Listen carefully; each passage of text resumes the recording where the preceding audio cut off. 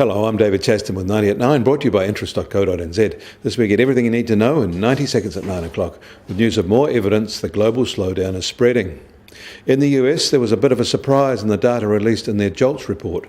The number of job openings fell rather sharply, down more than 500,000 at the end of February, and way below expectations.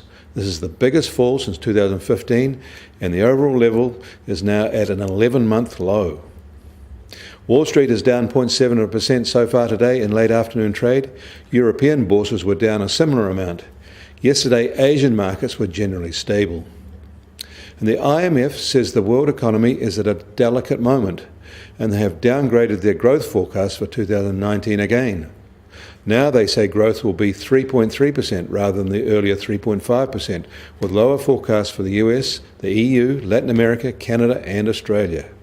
For New Zealand, their updated growth forecast is 2.5% in 2019. They still see China growing at 6.3% this year and India growing at 7.3%. The US administration is weighing imposing up to $11 billion in new tariffs on the EU as part of their defence of Boeing and attack on Airbus. It is a move that would represent a significant escalation in transatlantic trade tensions. The EU and China seem to be moving toward a stronger trade relationship.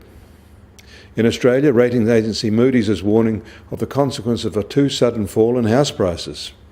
Official Australian data shows that the value of new lending commitments to households fell a chunky 8.8% in the year to February 2019 from the same period a year ago. Worse, February alone was down more than 15% from the same month in 2018. Lending commitments to business isn't showing anything like these sort of declines. Meanwhile, major home loan lender CBA has cut its home loan rates in perhaps a forlorn effort to stem the decline. The US Treasury 10-year yield is softer today at 2.5%, and that is 2 basis points lower from this time yesterday. Gold is up another $7 to $1,304 an ounce. And US oil prices have slipped back a little overnight, now at just on $64 a barrel, while the Brent benchmark is at $70.50 a barrel.